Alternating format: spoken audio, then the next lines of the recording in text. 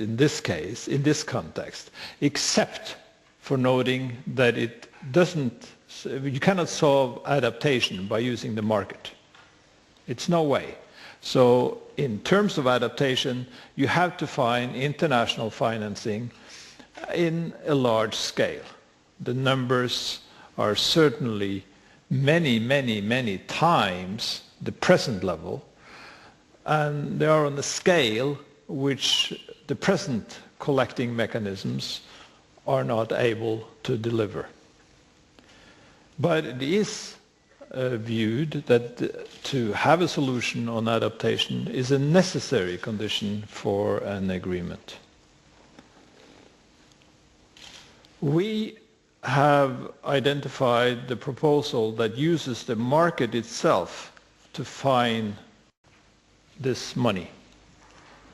The point is that the market that we're talking about is very valuable. All the allowances that the international community creates, if every country participated and you were trying to approach a 2 or 3 degree targets, is in the order of magnitude $3,000 billion annually. And then when you take that number down, because you don't have everybody in and you get down to what I just called industrialized countries, you're talking about money in the order of magnitude $1,000 billion a year.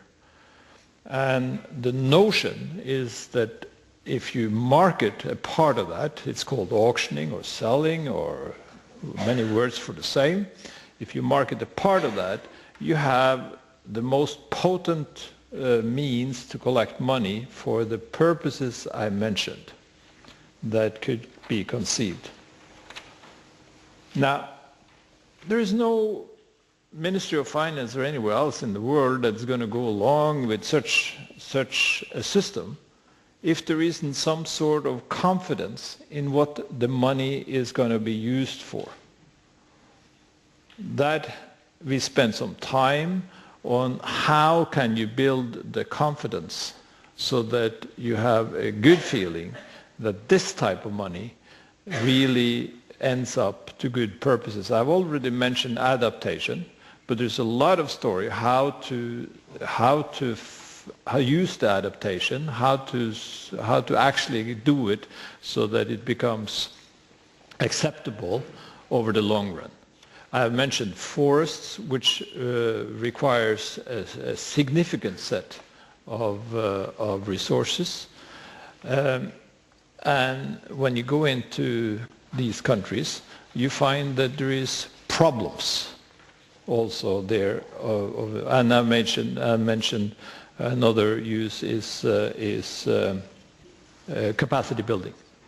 Now there is technology, there is many other points here, and we spent some time on how we can use the experience that has been from the CDM market, which has created, or there has been a lot of criticism on, how you can use the experience from the situation that has been there so that we can improve of it. And we have identified the execution capacity, the experience, the methods, the engagements, so that once you take it a step further, then you can improve on the system, and so that the systems become so acceptable in the many countries that they really can be given the job to transfer this type of money that we're talking about.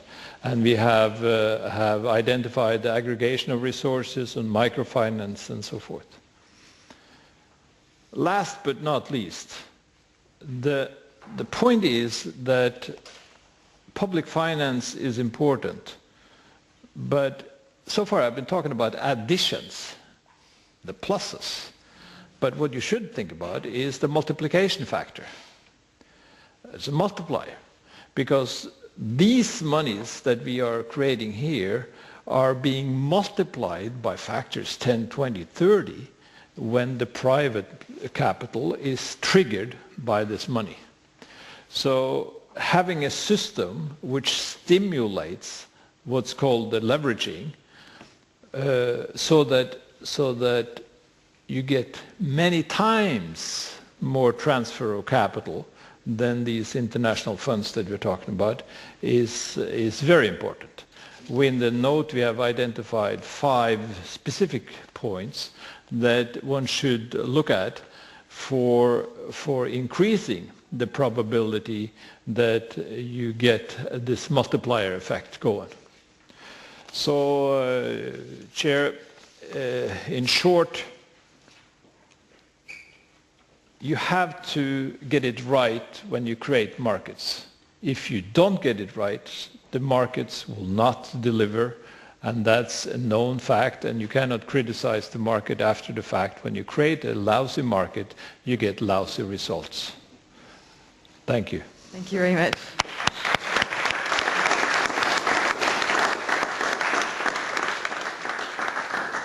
Okay, I won't ask you to repeat it after me, but it's a very useful lesson. You have to get it right when you create markets or they won't do the job.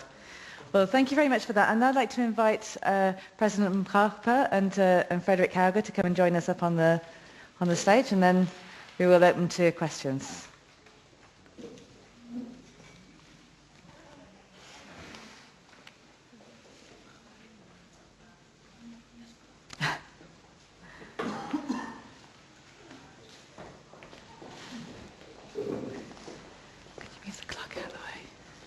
You move the clock, then they can walk past.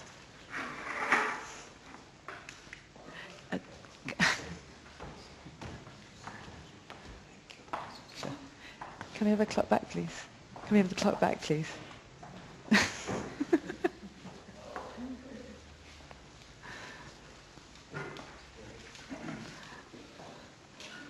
They took away my clock.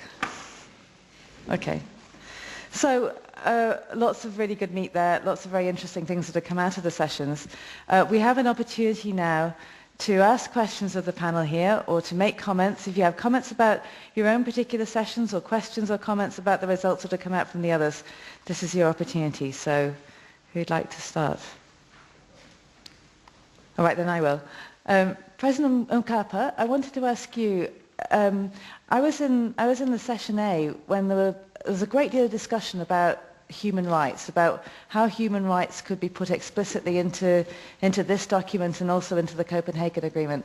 And there was a certain amount of difficulty around it. Everybody agreed that it was an essential concept, but also that it was a sensitive concept, perhaps with China and the US not being very ready to accept those two words next to each other in the same document.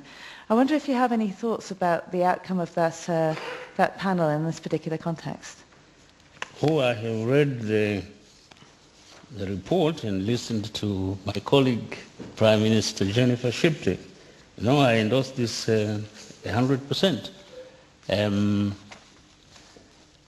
It is conceivable that the introduction of more efficient technologies, for instance, would lead to job creation, and there would be an outcry. But there must be some safeguarding measures that can go side by side with that, by either creating alternative positions or jobs that will accompany these transformations. But there's no doubt that any new technologies must take care of the working environment, so that the human rights of workers are taken care of, so that if there are job losses, there should be a deliberate effort to find alternative sites for their deployment. I see no basic contradiction at all. It should not detract from the process of economic